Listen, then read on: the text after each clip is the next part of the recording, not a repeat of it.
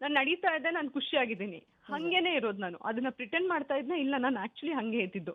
ಇದೇ 2 ವರ್ಷದ ಹಿಂದೆ ನೀವ್ ಯಾವಾಗ್ಲೂ ಹೇಗ್ ಮ್ಯಾಮ್ ಖುಷಿಯಾಗಿರ್ತಿದ್ರಿ ಅಂದವಳು ಇವತ್ತು ನನ್ನನ್ನೇ ನಾನು ಐಡೆಂಟಿಫೈ ಮಾಡಕ್ ಆಗ್ತಿಲ್ಲ ಮ್ಯಾಮ್. ಬಿಕಾಸ್ ನಾನು ನಗು ಅನ್ನೋದನ್ನೇ ಕಳ್ಕೊಂಡ್ಬಿಟ್ಟಿದ್ದೀನಿ. ಆ ಸ್ಟೇಟ್ ಅಲ್ಲಿ ನಾನು ಇದ್ದೀನಿ. ಆಕ್ಚುಲಿ ಒಂದೇ ಒಂದು ರಾಂಗ್ ಚಾಯ್ಸ್ಗೆ, ಒಂದೇ ಒಂದು ಮಿಸ್ಟೇಕ್ಗೆ I made a wrong choice. And ಫಾರ್ಚುನೇಟ್ಲಿನೋ ನಾನು ಮಾಡಿದ ಚಾಯ್ಸ್ ಅವ್ರ ಹತ್ರ ಅದೇ ಅಲ್ವಾ, ಫುಲ್ ನರೇಶನೇ ಅದೇ ಅಲ್ವಾ, ದುಡ್ಡು ಅನ್ನೋದು. ಅನ್ಫಾರ್ಚುನೇಟ್ಲಿನೋ ನಾನು ಮಾಡಿರೋ ಚಾಯ್ಸ್ ಅವ್ರ ಹತ್ರ ದುಡ್ಡಿದೆ. ಸೊ ದುಡ್ಡು ಇದೆ ಅಂತ ಇವಾಗ ನಾನು ಅದೇ ಇವತ್ತು ಮಾತಾಡ್ತಿದ್ದೆ ನನ್ನ ಫ್ರೆಂಡ್ ಜೊತೆ.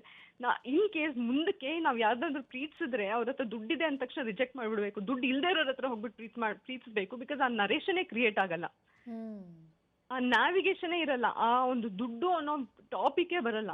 ಬಿಕಾಸ್ ಅದು ಒಂದು ಟಾಪಿಕ್ ನೀನ್ ಇಟ್ಕೊಂಡು ಅವ್ರು ಇಷ್ಟೆಲ್ಲ ಮಾತಾಡ್ತಾ ಇದಾರೆ. ನಾನು ದುಡ್ಡಿನ ಬಗ್ಗೆ ಮಾತಾಡ್ತಿಲ್ಲ, ಅಥವಾ ಅವ್ರು ನನ್ನ ನೋಡ್ಕೊಂಡಿರೋ ರೀತಿ ಬಗ್ಗೆ ಮಾತಾಡ್ತಿಲ್ಲ. ಇವತ್ತು ನಾನು ಅದು ಒಳ್ಳೇದ್ ರೀತಿಯಲ್ಲಿ ಮಾತಾಡ್ತಾ ಇದ್ದೀನಿ.